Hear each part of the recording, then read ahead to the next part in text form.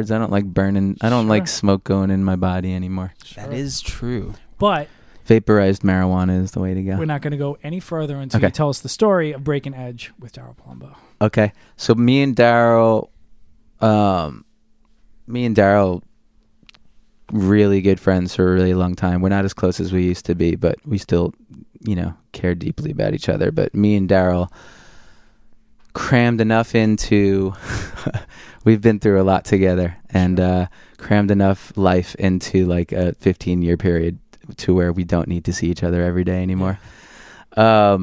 So Breaking Edge. Oh, well, first of all, straight edge. We were both straight edge on our own accord, and then we met, and then we were like, oh, we're both straight edge. That's cool. Right. And we were both the younger dudes going to shows, at least in our area. Yeah. Like Merrick Belmore, there weren't that many younger dudes And yet. 4 or 5 years back then is like decades. Yeah. Now it's like, we're kind of like the same age, but back then it felt like, Yeah, and we felt little. We were little. I Yeah. mean, I was like 70 pounds, Yeah. and you guys are all point. men. And ish. and yeah, and like so. Me and Daryl we both got straight edge tattoos together when we were like 18 from Chris Koutzis. Oh, cool. I remember we were rolling dice in Da Vinci like after hours, and like maybe I think I have this right. I think the bet was like Chris would like, if I won, Chris would tattoo us or something like that. And that's how we ended up we both got 3 X's inside of our lip. All right. And That's dedication. The lip. yeah, so every time I take a sip of beer, it passes right over my straight edge tattoo. It's total desecration. So it's poetic. Yeah. At the very least. Yeah. So okay, so when we broke edge, so Daryl had been working on Head Automatica, and this is before anybody had heard them yet, and they had the record recorded, and MovieLife was ending, and Daryl was like, what if you played in Head Automatica? And I'm Right. like, okay, what do I do? Like, play guitar. So I started playing a shitload of guitar to try to get up to snuff, because I was just wasn't very good at guitar. I'm still not very good. And that was like very different guitar. Yeah, but like the things that he wanted me to do, there was a lead guitar player who was nasty. He was in the original guitar player. The original guitar players of Head Automatica were myself and the lead guitar player Brandon, who played in Lovage with Mike Patton. Exactly. And, and that is the Dan the Automator connection. That's the connection. Well, the connection was Daryl just really sweat Dan's stuff, like a lot of us did. Yeah, and definitely. Daryl was just, I think he had like a major label budget and was like, I want Dan the Automator, Right. And then Head Automatica became, some of Dan's dudes. Mm-hmm. Jim Greer played. He's awesome. Still a friend. He plays keyboard. He played keyboards. Brandon played lead guitar. So I was just playing power chords and doing my thing and singing harmonies, which was really fun. Something I'd never really done. I was always the lead singer.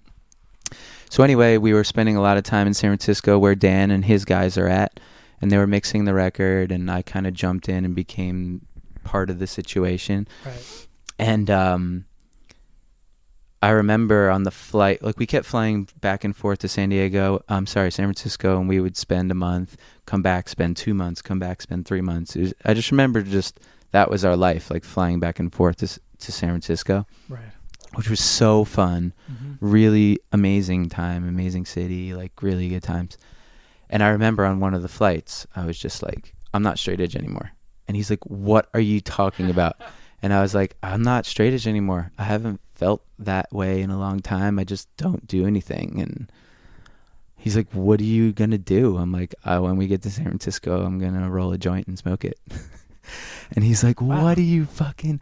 He's like, are you kidding me? I'm like, he was definitely like taken back. And I was just like, yeah, I mean, I just feel like that's what I want to do now. So I'm going to do that. Right. I don't think I had a drink for like 6 months after I like broke edge. I wasn't interested in I just wanted to smoke a joint. Right. I smoked weed when I was like 11, 12 years old before I became straight edge. Yeah. And I was just like, I liked it. And then I met Andre and Franco, and they were the straight edge guys in Merrick, and I was like, straight edge, that's cool. And at the same time, I was listening to Minor Threat, and was like, this is where it's at, you know? Anyway, so we get to Brandon, the dude from Lovage and Head Automatica's house, where that's where we would live when we were there. I was like, can I roll some of that weed? And he's just like, yep. You know how to do it?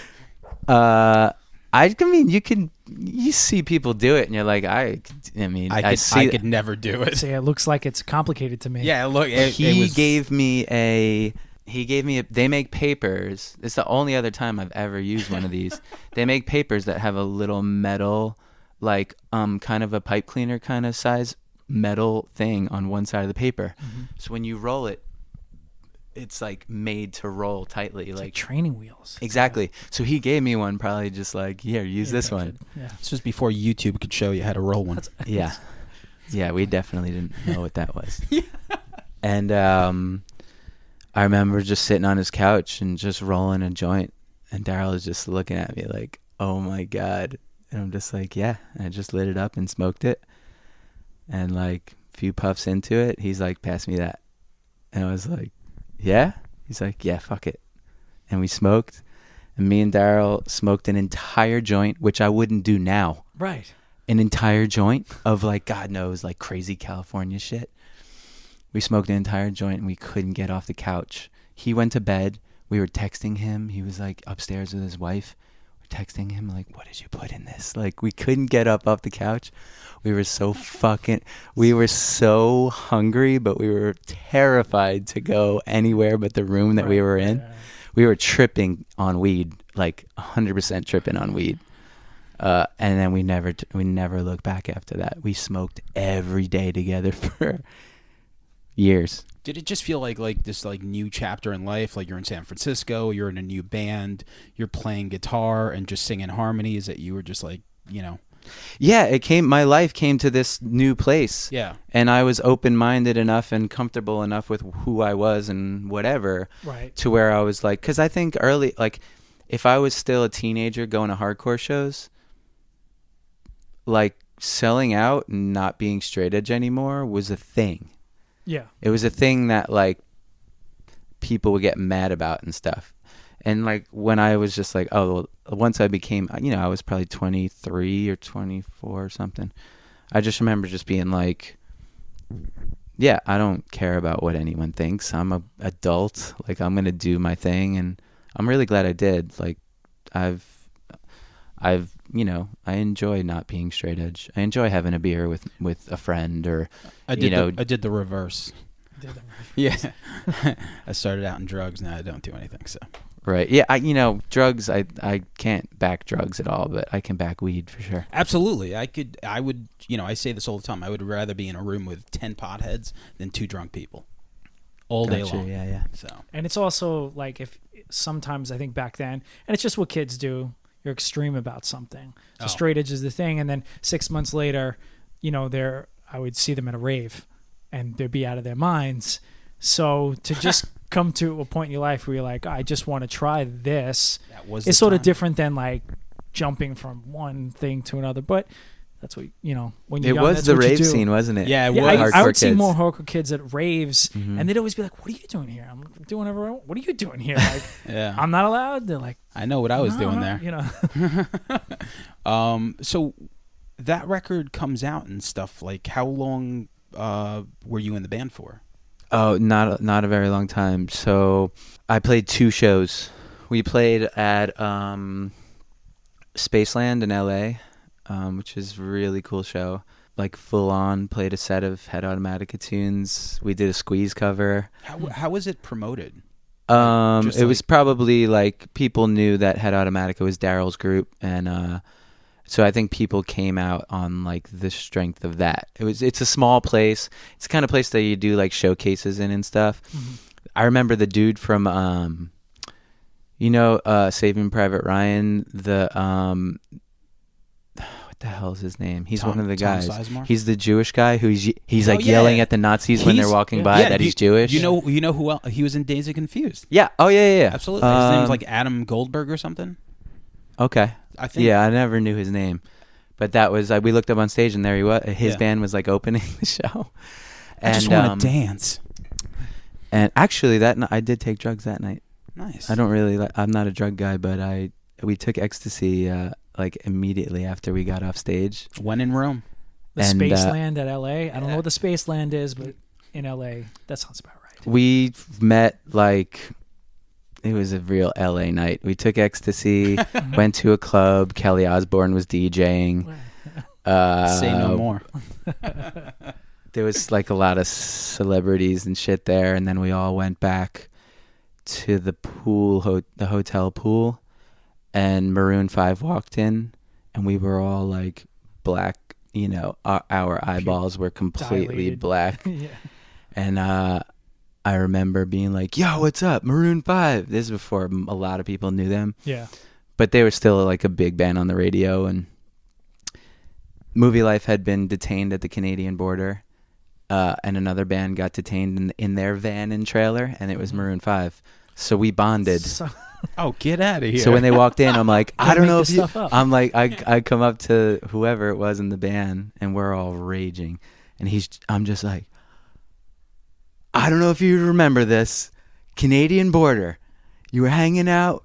You were detained. So were we. And the guy goes, MovieLife. And I was like, great. what the fuck? I couldn't believe it. That's awesome.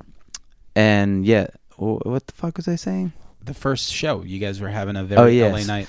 Oh yeah, so we had an LA show. So I really got it in. The 2 Head Automatica shows that I was in the band, it was that show, and then we played at Sundance Film Festival. Oh, no kidding. And we played, like Dan the Automator played both of those shows with us too, like with turntables and stuff. Jesus. It was before like Daryl figured out that it was like a rock band and that's all it needed to be, you know? Right.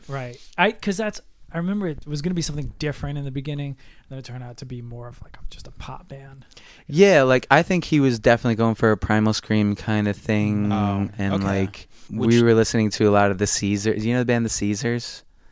They're this awesome, sweet. I think they're a Swedish band.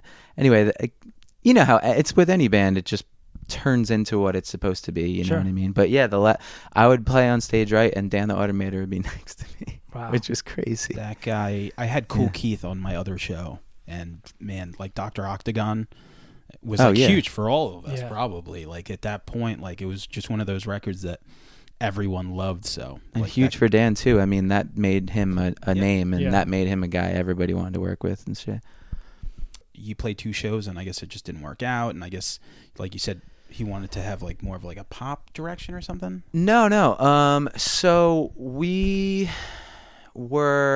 Daryl would go back to New York at times, and then the band would just be out. This is when we were rehearsing, and I was writing all this music, and the first I'm the Avalanche songs, I was just jamming with Larry from Head Automatica and Glassjaw, and Josh from Josh from American Nightmare, and Nightmare Views, Brandon Reilly's band.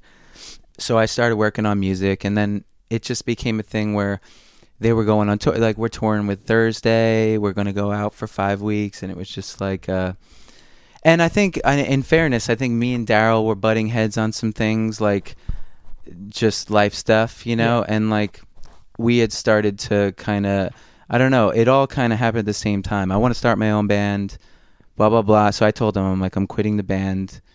You're going to be better off, which they were. They got Craig Bonich to play, who was another dude we grew up with. He's a Belmore guy, super talented, and he ended up playing guitar, which was way sicker for them, like, because he's a guitar player. You know? Did you find yourself like, because like this is why, you know, what I'm thinking for me, was it difficult to kind of play that second, like that backup role when like you write your songs and you sing? Oh God, it felt amazing. Yeah. Okay. It was like as good as it would feel right now to just be a guitar player in a band. That's maybe what there's it something felt wrong like. with me then. No, it was my time in Head Automatica and with those guys and being in San Francisco and playing, and honestly, like, you know, Daryl, I'm a self-taught guitar player, and I'm not technically gifted. And there's certain chords that I'll play still where I'm like, oh, that's a Daryl chord. Like, he taught me that chord. You know what I mean? I learned a lot. It was an amazing time with amazing friends. So No, and playing second fiddle was awesome. Like I was super down with that. And then the time came where I wanted to do it. I was writing music, and I wanted to do my thing full on. So then I did, and started on the Avalanche.